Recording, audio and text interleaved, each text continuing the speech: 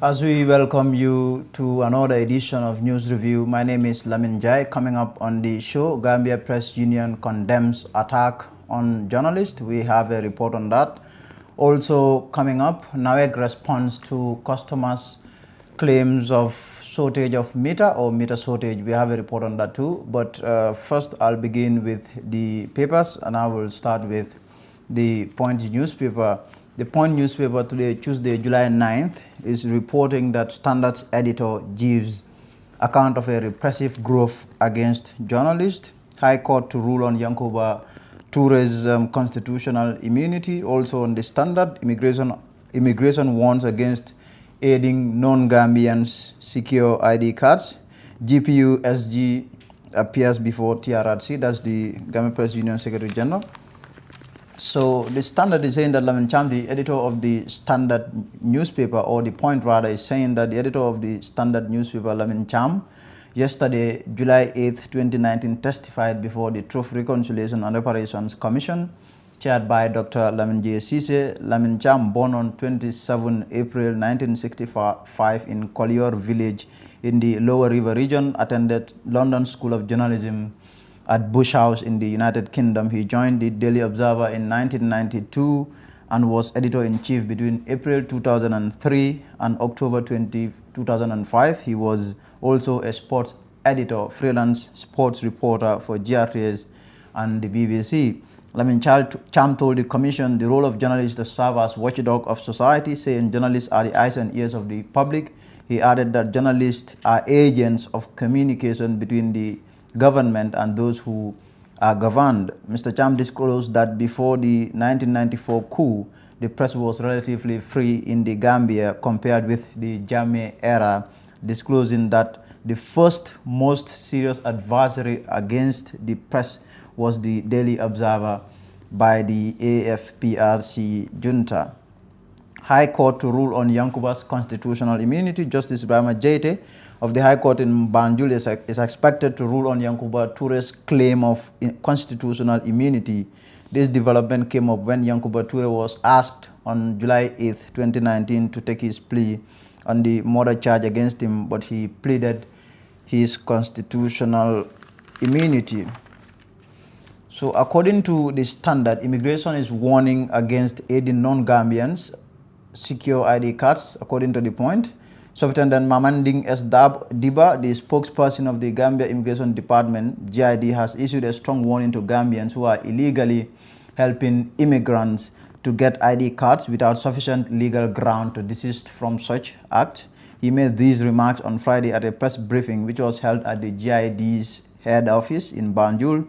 The briefing was meant to shed light on key issues as well as accord the media an opportunity to seek clarifications on matters of concern to Gambians and residents of the Gambia. Piero Diba stated that since the inception of the ID cards, GID started operations with 2 issuing centers, the Jimpex headquarters in Kanifing and the GID headquarters in Banjul. So this Point is also saying that GPUSG appears before TRRC. Sekou Jammeh, the Secretary General of the Gambia Press Union, yesterday appeared before the Truth, Reconciliation and Reparations Commission, chaired by Dr. Lamin J. Sise, to give account of series of human rights violations, such as death and disappearance of journalists under ex-President Jammeh. That's all we have for the Point. I'll now turn to Foria. Foria is also reporting that court will rule on Yankuba Toure's bail application, which is different from the constitutional immunity there. Detained soldiers clocked 25 days without charge. GPU Secretary General testifies on human rights violations of journalists under Jammeh. GPU update press on forthcoming National Journalism Award. Also on the Foria, court dismisses ex-NIA operations director's case. That's no case to answer submission. The Foria newspaper is reporting that detained soldier clocks 25 days without charge. 6 Gambian soldiers are in their 25th day in military detention without charge, and this is a violation of Section 19 of the 1997 Constitution of the Gambia. Efforts were made to get the account of family members of the detainees as to why they have been arrested and held for more than 72 hours to no avail. However, when contacted, GAF spokesperson Major Lamin K. Sanyang said investigations about the detained officers is still ongoing, and it is only when investigations are complete that they can know what measures need to be taken. Investigations are still ongoing, and once we are done, we will look into what step to take against the detained soldiers. As for now, I cannot go further because the investigations are still ongoing, he said. Readers can recall this reporter requested from the GAF PRO details, names and ranks of the arrested soldiers, but he declined in order not to jeopardize the ongoing investigations of the matter. The detained officers were picked up since 15th June 2019 and detained at the military barracks, at the Yundum military barracks. So that will be all for the papers. We'll now turn to our first news story that we have. That's the Gambia Press Union on Tuesday issued a statement condemning the attack on two journalists by opposition APRC militants. An angry mob of APRC militants on Monday assaulted the Fatu Network's Modu Sedi and RFE's Romain Sanchon, who were covering the trial of former AFPRC or APRC heavyweight Yankuba Ture. Detail in this report. GPU said this was the second attack on journalists allegedly by supporters of APRC in 12 months. The union vice president Mustafa Kedabo said in a statement on Tuesday is troubled that attacks on journalists in the execution of their professional duties by party supporters is becoming frequent. An angry mob of APRC militants on Monday assaulted cameraman Modu Sedi of the Fatu Network and manhandled him as he attempted to film a solidarity gathering organized for Yankuba Ture, who stands accused of causing the death of former finance minister Usman Korosise in 1995.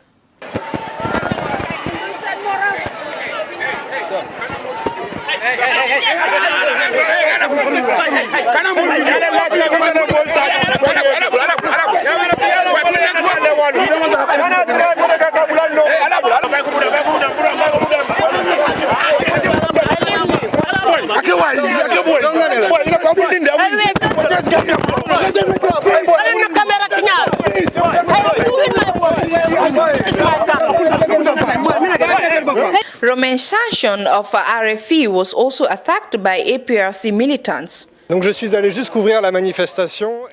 I am just here to cover the demonstration, and there was someone who wielded a big stone against me. It was then that I ran to the court precincts for safety. Monday's episode raised fresh questions of whether journalists are really safe in the Gambia 2 years since the fall of the Jammeh dictatorship.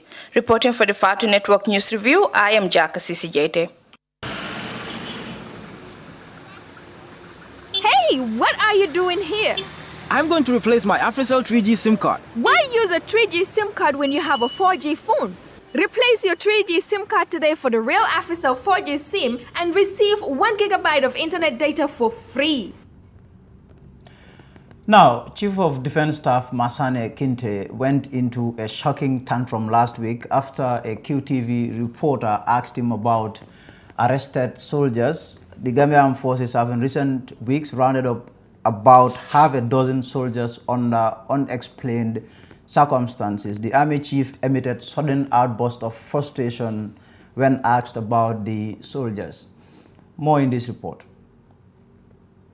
At least 6 serving members of the Gambia Armed Forces have been arrested in recent weeks amid reports they abandoned their post. Other reports said the soldiers were arrested in connection with a suspected plot against CDS Kinte. Last week, the top general presided over the decoration of 25 newly promoted middle-ranking officers and went on to speak to journalists shortly after the event. But this press engagement will be remembered for its complete ill repute. Designed for them, and all of them, managed to do well on those exams, and that is the process of transformation in the armed forces. Away from that, we saw the arrest of 6 soldiers recently. You want to comment on that? Why were they arrested? Why did you ask that question? Yeah, because we saw them arrested and rumors are going. As the CDS, we wanted to clarify why were they arrested. You want to know why they are arrested? Yes. Okay. I think the PRO addressed that issue. Have you spoken to the PRO?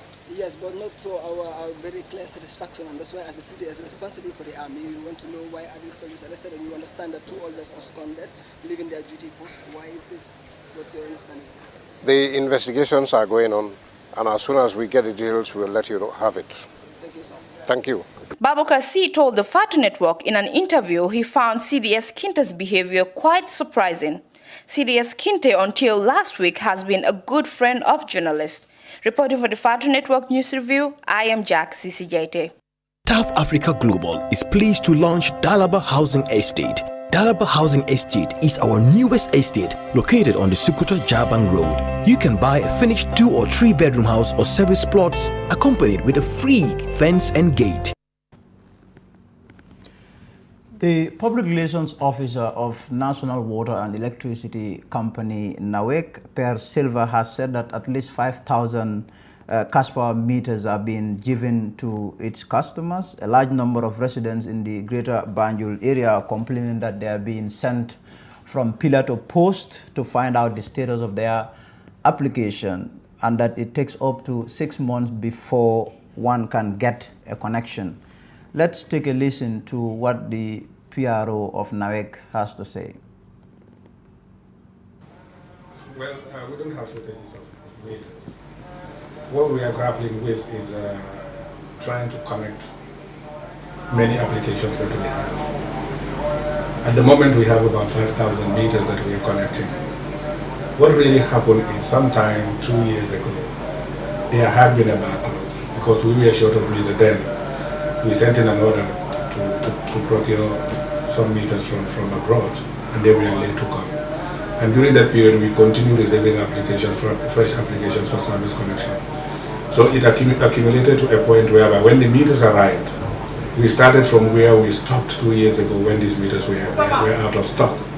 So that's the bulk that we are trying to wipe out. So you will see that those who have just done their applications now would sit there and say, NAWEC is not connecting me because it's taking a long period. Not knowing that the bulk that we had the past 2 years is what we're trying to clear off, because we cannot start from somewhere and leave those who did the application when we had a problem of meter shortage during that period. So definitely taking a long time, but at the moment we have about 5,000 meters, and then we think by the time we finish that 5,000 meters, that backlog that is waiting would have been completed.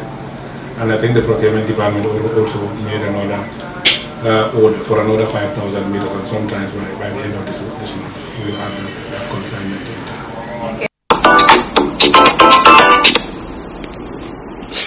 Gambia la de. Allo? Hello? Waaye ma call ak different line yi nu fa demee noonu xanaa? Ma téléphone bi dafa daanu toj. Ba pare nangu ta taal. Waaw, ok, léegi lu ma def mooy instead of my yónni phone bi di ko jox nit muy jël i1 month naa la booleeg smartphone house ñoom su ma defee payment bi tey mun nga koo jëli. Naa fa jaar man na nekk téléphone bu naay. Non, naa la surprise ay tamit xam nga yow rek laa nam. yow mi nekk America wala Europe war a yónnee mobile muy jël ay weer smartphone house ñëw pour rek noppal leen looy def rek mooy nga def payment ñu deliver phone bi tey. Salaamaaleykum. Maaleykum asalaam. Man de sama jëkkër moo ma boole ak yéen. Mohamed Ndiaye. Mohamed Ndiaye. waaw Sweden. maa ngi waxoon tey si suba. waaw daf ma call suma téléphone bi yaaxu mu ne ma demal smartphone house ma ne ko waaye loolu gaaw na ni mu ne ma demal rek. moom utal na la fi benn. mooy iPhone 8 Plus. Masha Allah. ak smartphone house emuñ ci jaay mobile rek waaye dañuy jaay computer ay yére ak daala yi nga xam ne rek original lañ ba tax nag ku bugg a xam fi nga xam ne mooy smartphone house da ngaa dem Kairaba Avenue opposite fi nga xam ne mooy Barcelona shop. Well, viewer, I'm afraid that will be it for News Review today. We thank you for being there. We will see you tomorrow. Until then, I am Lamin Jai. Goodbye.